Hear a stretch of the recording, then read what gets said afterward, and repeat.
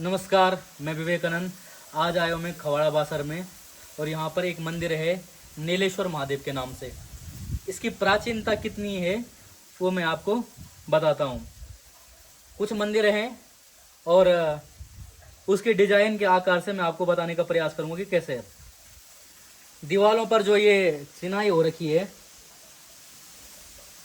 और इसके आर्किटेक्ट के हिसाब से लगता है कि ये जो है ये किसी मंदिर के पत्थर हैं, ना कि दीवार के। और आपको एक और चीज़ बताता हूँ, ये मंदिर है और मेरे को लगता है कि ये मंदिर किसी टाइम पे टूटा होगा। क्यों? क्योंकि इसके आगे इसका सुकनास होना था, वो सुकनास नहीं है। और मुझे लगता है कि उसका जो सुकनास है ये यहाँ पर है। मैं आपको एक दो मंदिरों के दिखाऊंगा।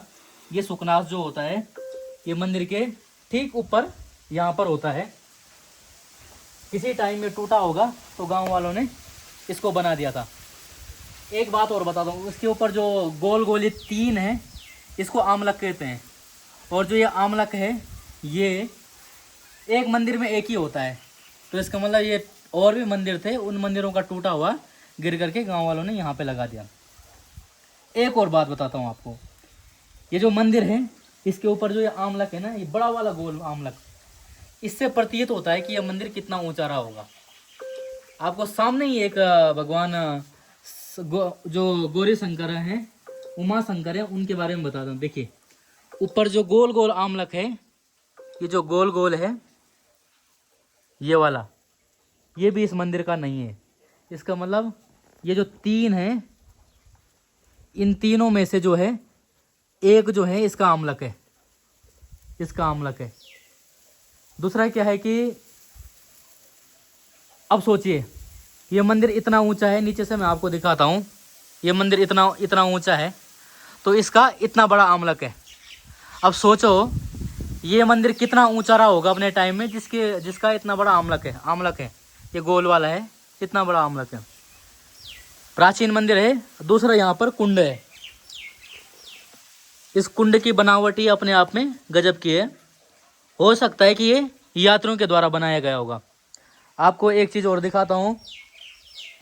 अब जो है यहाँ पर जो मूर्ति है, उमा शंकर की मूर्ति इसको कहते हैं। इसको तो आप देख सकते हैं ये मूर्ति लगभग 9वीं सदी की है।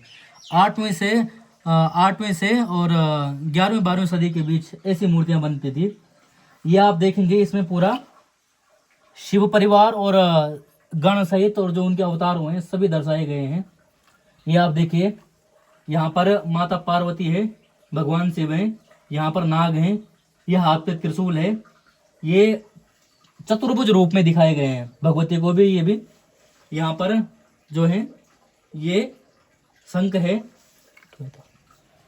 अब देखिए यहाँ पर जो है ये सबसे नीचे नंदी है और ये यहाँ पर पूरा शिव परिवार है। ये वाला जो अवतार है यहाँ पर ये लकुलिश है। शैव धर्म की जो स्थापना की थी उन्होंने, लकुलिश ने, वो यहाँ पर हुआ है। और नीचे जो है ये यहाँ पे गणपति हैं और ये यहाँ पे शक्ति हैं। और इनका स्पष्ट ध्यान नहीं आ रहा है कि क्या है। ऊपर जो है वो सभी गण इत्यादि गणेश हैं, गणेश जी के साथ अन्य गण। और यहाँ पर जो है ये जो भगवान शिव का जो जलंधर अवतार हुआ था वो भी दर्शाया गया है। अन्य जगह प्रत्येक जगह पे अलग अलग चीजें, प्रत्येक अलग अलग अवतार दर्शाए गए हैं, लेकिन हर जगह क्या है उन पे त्रिशूल है। तो ये प्रतीत होता है शिव धर्म का। तो ये पूरी मूर्ति का अंदर, और ये मतलब ऐसी मूर्तियों का जो निर्माण है वो 8वीं से और 12वीं या 13वीं सदी के आसपास माना जाता है। लेकिन ये बहुत प्राचीन मूर्तियों में से एक है।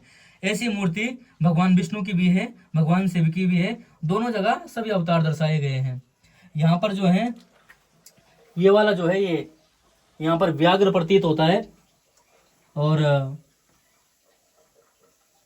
अंदर बहुत सारी चीजें हैं इसमें। और जो ब्लैक स्टोन है उसका ये बना हुआ है। आपको आगे ले जाते हैं। ये जो है शिवलिंग, इसको जलेरी कहते हैं और ये लिंग है। ये जो है शक्ति का प्रतीक होता है। और ये जो है ये तत्व है। इसमें एक शब्द बोला जाता है, ओम तत्व पुरुषाय विद्महे महादेवाय धीमहि तन्नो रुद्र प्रचोदयात्। तत्व यानी कि मेटल। अगर विज्ञान की भाषा में कहा जाए तो शिव जो है एक तत्व है और जो शक्ति हैं जिनको माता पार्वती कहा जाता है वो एनर्जी हैं। बिना शक्ति की बिना शक्ति के शिव नहीं होते, बिना शिव के शक्ति नहीं होती, ऐसा कहा जाता है। वैसे ही बिना मेटल के एनर्जी नहीं है और बिना एनर्जी का मेटल नहीं है। उसी प्रकार से ये है। और ये पूरा उस समय का विज्ञान दर्शाया गया है। ये जो शक्ति है, शक्ति के माध्यम से, शक्ति से प्रकृति का उत्पन्न, शक्ति से प्रकृति का उत्पन्न, और जो प्रकृति है उसके आधार पर पूरी शक्ति बंधी हुई है, ये ऐसा दर्शाता है। ये शिवलिंग है यहाँ पे प्राचीन, ये ब्लैक स्टोन का है। और आगे चलते हैं। ये जो मुख है ये किसी मंदिर का कीर्ति मुख रहा होगा, क्योंकि ठीक उसी प्रकार से प्रतीत होता है, कुछ मिट चुका है। और ये जो है ये छोटे से नंदी थे, ये प्रतीत होते हैं। आगे चलिए, आपको एक चीज़ और दिखाता हूँ। यहाँ पर कुछ मूर्तियाँ हैं जो किसी कारण से खंडित रही होंगी या कुछ रही होंगी, लेकिन प्राचीन है।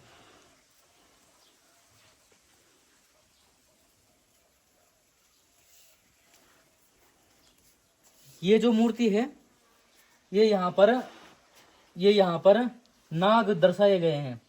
अक्सर जो है उत्तराखंड जो है वो किसी कालांतर में नागों का क्षेत्र भी रहा है, तो बहुत सारे स्थान पर उनका जो है नागों के रूप में जो है वर्णन मिलता है। तो ये उस समय का, अब स्पष्ट नहीं कह सकते हैं कि ये हैं, हो सकता है कि शेष नाग भी हों, लेकिन नाग जो लोग थे वो रहते थे, तो ये इससे प्रतीत हो रहा है। ये जो दो मूर्तियां हैं, ये और ये वाली मूर्तियां, ये दोनों जो हैं गणेश जी की हैं। और ये यहाँ पर दीवार पर किसी पत्थर पे लगाई हैं। इसका मतलब ये पत्थर भी किसी मंदिर में रहा होगा, उसका ये है। ये जो गणेश जी की मूर्ति है वाम भाग जो है बाएं तरफ घूमी हुई है, और जो चतुर्भुज रूप में है वो है, 4 हाथ हैं। इसको कह सकते हैं चतुर्भुज विनायक। तो चतुर्भुज विनायक के रूप में है ये। होता है छोटे मंदिर का, उसके ऊपर एक गोल पत्थर रखा जाता है, ये उसके हो सकते हैं। ये जो टूटे हुए हैं ये खंबे के भाग हैं, कोई और मंदिर रहे होंगे उसके टूटे हुए खंबे के भाग हैं। और इस मंदिर पे आपको एक मूर्ति और दिखाते हैं, वैसे चारों तरफ हैं, लेकिन जो पहचानने में आई है ये वाली जो मूर्ति है यहाँ पे, ये वाली महिषासुर मर्दनी की है भगवती की। ये भैंसे के रूप में जब उन्होंने महिषासुर को मारा था तो ये भैंसा है। ये हाथ यहाँ पे टूट रखा है, लेकिन ये त्रिशूल है, ये त्रिशूल जो है उसको मार रही हैं, चतुर्भुज रूप में महिषासुर को मार रही हैं। ये जो है यहाँ पे ये खड्ग है, खड्ग प्रतीत होता है, ये त्रिशूल है। और ये भैंसे के रूप में, क्योंकि महिष का मतलब भैंसा ही होता है। तो देवासुर जब संग्राम लगता है तो महिषासुर नाम का एक दैत्य था, बड़ा दुराचारी था, उसको जब भगवती मारते तब भगवती ने महिषासुर मर्दनी का रूप है वो धारण किया था। तो महिषासुर को मारा था, तब भगवती महिषासुर मर्दनी के नाम से जानी जाती है। तो ये तब का है। ये पीछे है ये मूर्ति, ये मेन मूर्ति, इसका तो अनुमान नहीं लगाया जा रहा है, लेकिन जो ये हैं ये दोनों, ये उपासक और उपासिका हैं। ये शक्ति हो सकती है, लेकिन ये जो है उपासक और उपासिकाएं हैं। ठीक इसी प्रकार से जैसे पीछे वाली मूर्ति थी वैसे ये भी हैं। ये जो हाथ पर है ये पुष्प है, और ये एक प्रकार से गदा है, और ये शंख है। तो ये शक्ति की प्रतीत होती है, ये जो है शक्ति की प्रतीत होती है। तो ये शक्ति की मूर्ति है। यहाँ पर सरस्वती माता की भी हो सकती है, क्योंकि इस पे ऐसा धारण किया है, लेकिन जो भी है, लेकिन शक्ति की है। ये इतना ये है कि ये शक्ति की है। अब आगे चलते हैं।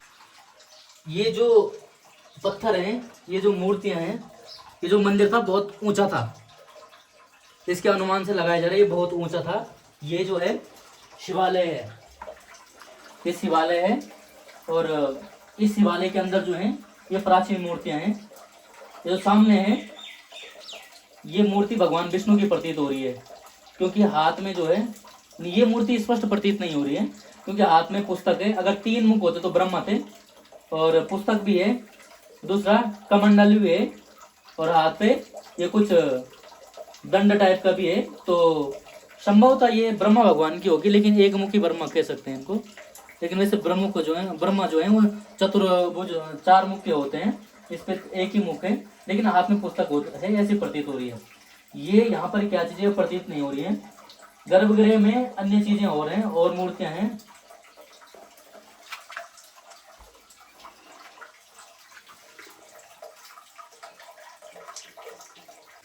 अब देखिए जो मूर्तियां हैं उनको आपको दिखाते हैं।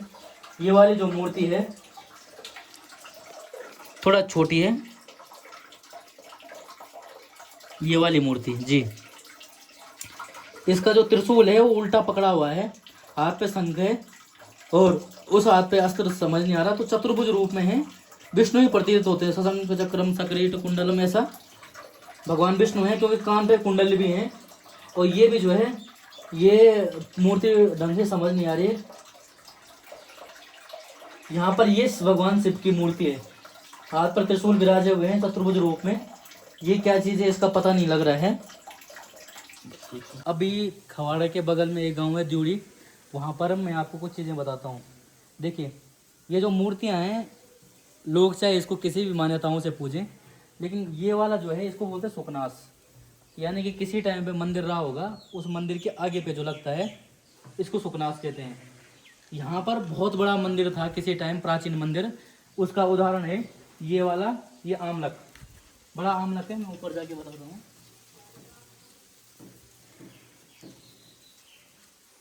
इतना बड़ा आमलक है, तो अच्छे से काटा गया है, बहुत भारी आमलक है, कम से कम ये जो है 10 कुंटल तक का हो जाएगा, उससे ऊपर ही होगा बल्कि।